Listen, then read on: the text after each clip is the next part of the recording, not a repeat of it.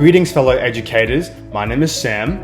Okay, what actually is quality assurance? QA involves making sure that all teaching practices are reliable, valid, and equitable. Accountability and quality control of assessment procedures are of critical importance. Today, we'll be going through 3 processes within QA, and they are marking, moderation, and parent-teacher interviews. Independent marking is an early stage of QA where we allocate a grade to a student's work against something called an instrument-specific marking guide. We just have to read through a student's work and see where in the criteria they have met the required information. It is imperative that we provide both timely and appropriate feedback when marking a student's work.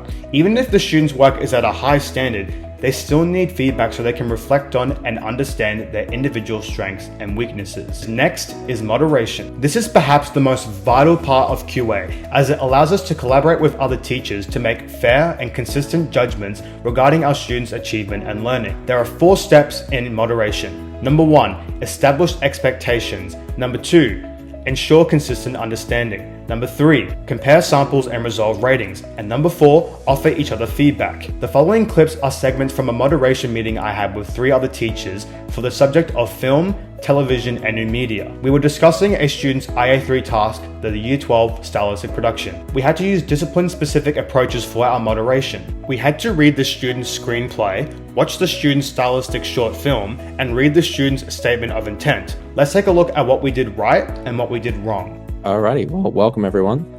We might as well start with the first section, which is...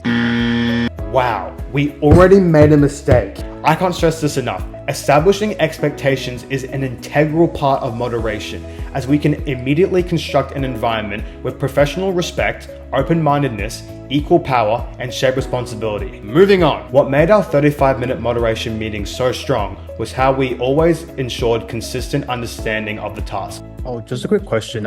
If they do it once, does that mean that they get that top mark, or should they have given more examples so they can get that top mark? As long as they're able to demonstrate that ability by giving at least one example, then that's a tick for that criteria. Unless I'm misinterpreting this wording, I don't know. When it says production practice, I think that's referring to like all the phases of production, production itself, and then also post. For each section, we all had a chance to share our opinions about what grade the students should get.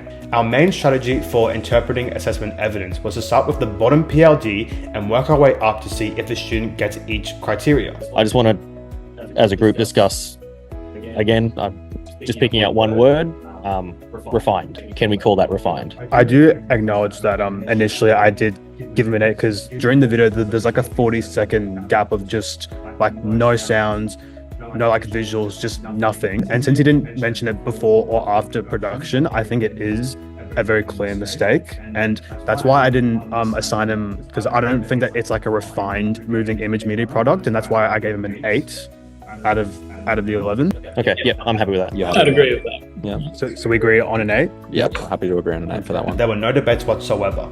Lame. Anyway, although we followed the moderation process enough to reach consensus, that means the final result for this student after moderation is 29 out of 35 possible marks.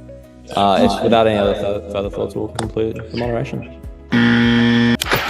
we ended up prematurely finishing our meeting without giving ourselves enough time to offer each other feedback. This would have been the perfect time to reflect on our judgments as part of the QA process that we took as a group. Nevertheless, we were successful in ensuring consistent understanding and comparing samples to resolve ratings. However, establishing expectations and offering each other feedback at the end are definitely areas that I'll have to strengthen for my own teaching practice. Keep in mind though, there may be a situation in the future where we may be the only teachers in our respective arts, whether it's film, visual art, dance, music, or drama. We may have to reach out to other teachers from different schools in order to moderate our students' work. However, before we move on, I'd like to highlight the importance of keeping accurate and reliable records of student achievement, as it not only allows us to track student progress, but it also enables us to provide valuable feedback to students, parents, and other stakeholders. Okay, time for the fun part, reporting back to students and their parents. First thing, not all parents are the same. While some can be respectful and understanding, C+. Well done. others can be straight up helicoptery over their children. A-. Not good enough. We have to be prepared for anything.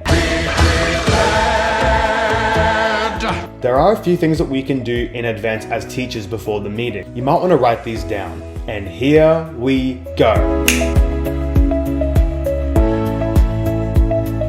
Now we're going to dive into how I would communicate with the parents of the student whose work that I marked. The first one is a no-brainer. I would introduce myself and keep my tone strictly professional. Second, I would try and empathize with the student and their parents. You have to consider all the circumstances, and in this case, the student got 29 out of 35 for their IA3 stylistic project. So there would obviously be positive insights. In this case, I would praise them for writing a very detailed and correctly formatted screenplay and statement of intent. However, I would recommend to the student to make sure that their file exports properly in order to prevent another 40-second black screen, because that wastes a lot of time and makes their work look clumsy. Although don't say that. Try and keep the lines always open for communication, because no one likes an awkward silence. It's awkward.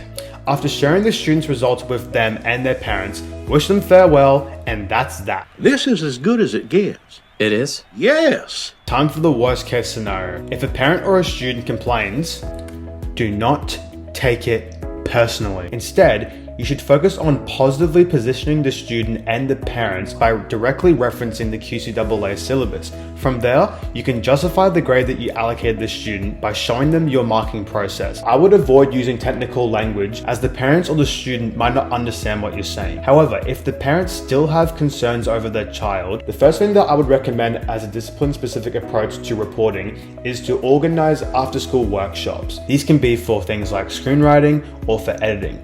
This would be an effective way to not only enhance the students' academic performance, but to also bond with them over something that we're both passionate about, filmmaking. Another discipline-specific approach that I would take to reporting to parents is to host an assessment screening night. This would be a great opportunity for me to partner with the parents and include them in the educated process. Together we can support student learning and achievement by watching the films on the big screen. Now, this wouldn't be a mandatory event, but it could be an engaging and fun way for students to receive both praise and feedback from those around them. Lastly, an assessment screening could strengthen the overall communication between myself, the other teachers, the parents, and the students, thus fostering a supportive learning environment. I really hope that this video demonstrated to you how to mark, moderate, and report back to students and parents. From my personal experience with this, quality assurance is one of the most important processes in the world of education. It may be important to help students academically, but it's equally important for us to build a healthy rapport with their parents and also with our fellow teachers. Now,